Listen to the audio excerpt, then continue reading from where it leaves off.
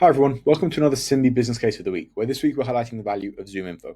I'll be walking through a ZoomInfo business case built on Simbi and how a ZoomInfo rep would bring their value proposition to life with a prospect.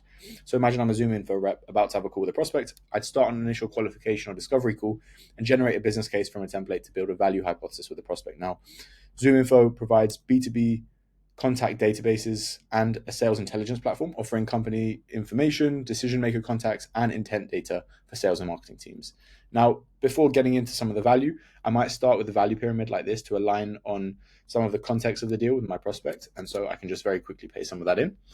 And after aligning on that context, I can then get into the first value driver, where we're going to be talking about the revenue impact that the ZoomInfo can have. Here we're showing the uplift in win rate, and further down we're showing what the revenue impact of that uplift in win rate is actually going to be based off the actual profit margin. We're also showing the impact of time savings, showing how exactly ZoomInfo can save your sellers time, and then quantifying that with a kind of before and after situation. Now, I can actually click in to each of these to see how exactly it's being calculated. But on a call, I might want to customize some of these variables based off my prospects data. And so what I can do is go into this variable section and then start to adjust some of these numbers based off what my prospect tells me is their reality. And so as I'm changing these, what you'll see is that the charts are actually changing to reflect what I'm doing. And so very quickly, my prospect can get a very personalized view of their business case and the benefit which they would see. With Simbi's CRM integration, a lot of this data is actually pulled in automatically from your transcripts and deal notes by our AI agents. We then have a simple reduction in marketing spend, where we're showing how much they're currently spending and the reduction with ZoomInfo. And then we get into pricing. Now, in the pricing, we're showing the annual cost of ZoomInfo, of course, along with the kind of onboarding costs. We're also then showing the comparison of what they're currently paying for today.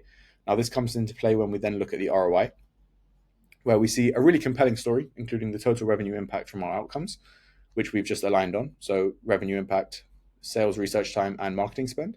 But we're also seeing the cost that they no longer have to pay coming from the removal of their legacy system. And that's, of course, part of the business case in this case as well. Now, we also have an automatically populated key assumption slide, which you can walk through with a prospect to make sure that they validate all of those numbers that you're using throughout the business case. And in the exec summary, we get a one-page financial summary of some of the key areas like the total outcome value, ROI, and even the cost of delay. And the text elements can be generated with AI. And these will actually use context from within the business case to give you something that's super tailored and specific to your prospect's data and challenges.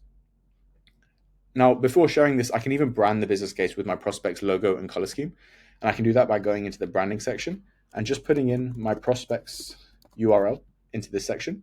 And straight away, it will apply the branding to the whole business case. At this point, I can then share it with my prospect by email and invite them in as a customer, sending the invite directly to their inbox or with a hyperlink. At that point, I can then collaborate directly with my prospect and start to work together towards getting that final sign off. I want to emphasize that all the information about ZoomInfo, including value drivers and pricing, comes from publicly available sources. And what we explored today is a value hypothesis showing what the ZoomInfo business case might look like on Simbi. Thanks for watching.